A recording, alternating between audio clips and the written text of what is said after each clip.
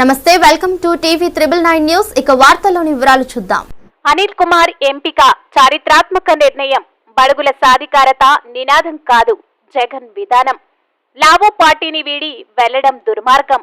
ఇలాంటి నిర్ణయాలు సరైనవి కావని వైసీపీ క్యాడర్ అర్థం చేసుకోవాలి.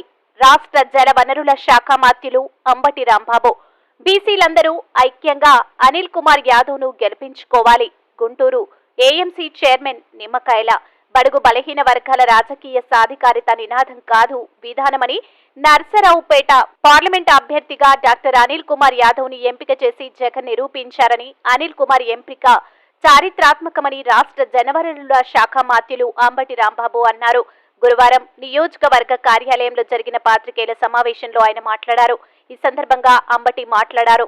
వైఎస్ఆర్సీపీ నర్సరావుపేట పార్లమెంటు సభ్యులుగా పనిచేసిన లావు శ్రీకృష్ణదేవరాయలకి పార్టీ టికెట్ ఇవ్వనన్నారని ప్రచారం జరుగుతుందని, సరైంది కాదని అన్నారు.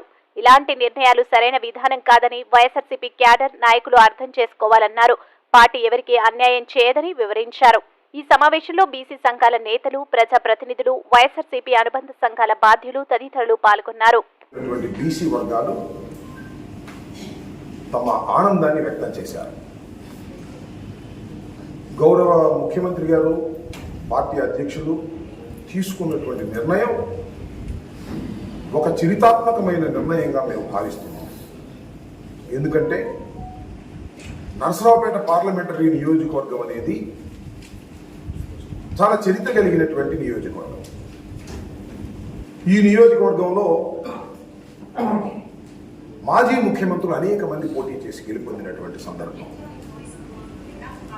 బ్రహ్మానంద రెడ్డి గారు రాష్ట్ర రాజకీయాల్లోనే కాక కేంద్ర రాజకీయాల్లో కూడా కీలక పాత్ర వహించినటువంటి కాసు బ్రహ్మానంద రెడ్డి గారు ఈ నియోజకవర్గం నుంచే ప్రాతినిధ్యం వహించారని మనం చేస్తున్నాను, ఈ పార్లమెంటరీ నియోజకవర్గం నుంచి.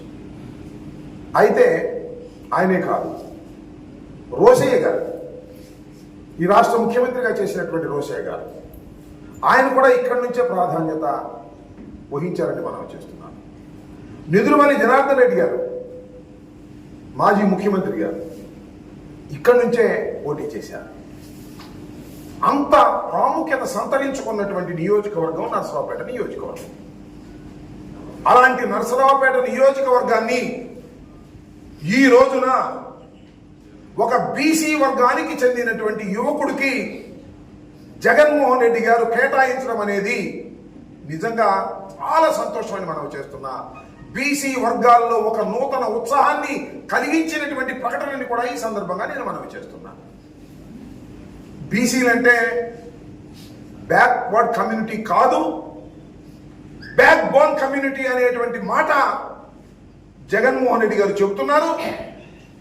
పూర్తి ఉపన్యాసంలో చెప్పడం కాదు, ఆచరణలో కూడా చూపిస్తున్నటువంటి వ్యక్తి జగన్మోహన్ రెడ్డి గారిని మనం చేస్తున్నాం. బీసీలు, ఎస్సీలు, ఎస్టీలు, మైనారిటీలు వాళ్ళందరినీ కూడా కట్టగట్టుకొని వైఎస్ఆర్ కాంగ్రెస్ పార్టీ వాళ్ళ ఎన్నికలకు వెళ్ళబోతుందని మనం చేస్తున్నాం. మరిన్ని వివరాల కోసం చూస్తూనే ఉండండి టీవీ 999 న్యూస్.